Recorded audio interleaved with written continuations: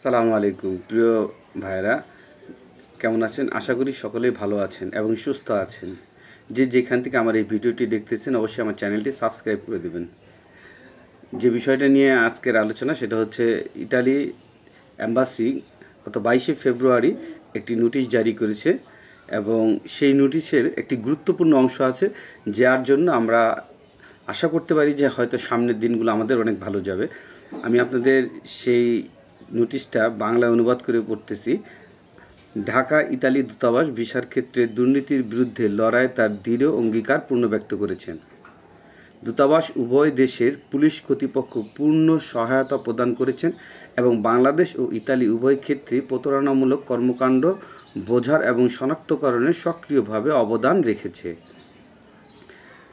ইতালির police গার্ডিয়া D ফিঞ্জা দ্বারা পরিচালিত একটি তদন্ত সম্প্রতি অন্য ইতালীয় এবং বাংলাদেশি নাগরিকদের মধ্যে দূতাবাসের 2 প্রাক্তন স্টাফ সদস্যকে অভিযুক্ত এবং গৃহ হেফাজতে নিয়ে গেছে। এটি দূতাবাস এবং অন্য সংশ্লিষ্ট কর্তৃপক্ষ দ্বারা অপরাধমূলক নেটওয়ার্কগুলি ভেঙে ফেলা এবং অভিবাসীদের অপব্যবহার ও শোষণ থেকে রক্ষা করার জন্য কঠোর চেকিং কার্যকলাপের আরও একটি প্রদর্শন। ভিসা আবেদনকারীদের আবারও আমন্ত্রণ জানানো হচ্ছে দূতাবাস এবং বিএফএস গ্লোবাল কর্তৃক আনুষ্ঠানিকভাবে প্রকাশিত কনসুলার এবং পরিষেবা ফি ছাড়া কাউকে কিছু না দিতে তৃতীয় পক্ষের মধ্যস্থতাকারীদের এড়াতে। আবেদনকারীদের তাদের আবেদন প্রক্রিয়ার সাথে সম্পৃক্ত কোনো অসদাচরণ অভিজ্ঞ কর্তৃপক্ষের কাছে রিপোর্ট করার জন্য আমন্ত্রণ জানানো হয়।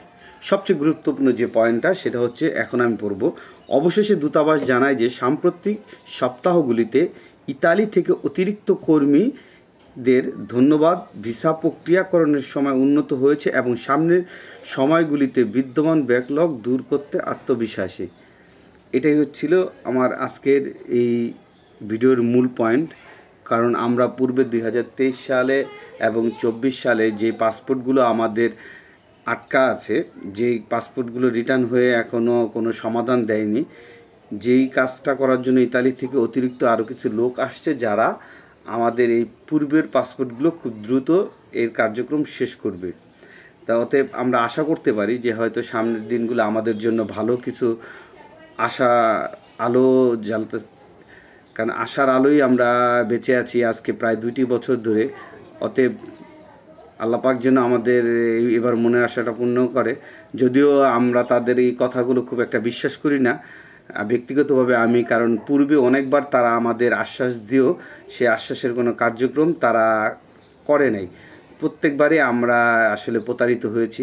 যাই হোক, এবার যেহেতু তারা তাদের ওয়েবসাইটে আমাদের জানিয়ে দিয়েছে যে তারা পূর্বের পাসপোর্টগুলো খুব দ্রুত এটা শেষ করবে, তো সেই আশাই আমরা ব্যক্ত করছি যে আশা করি যে আল্লাহ জানি আমাদের দিকে সহায় হয় এবং তাদেরও যেন আল্লাহ আমাদের এই পূর্বের পাসপোর্টগুলো যেন এই সমস্যাগুলো যেন সমাধান করার খুব দ্রুততা তাদের যেন আল্লাহ সেই তৌফিক দান করে।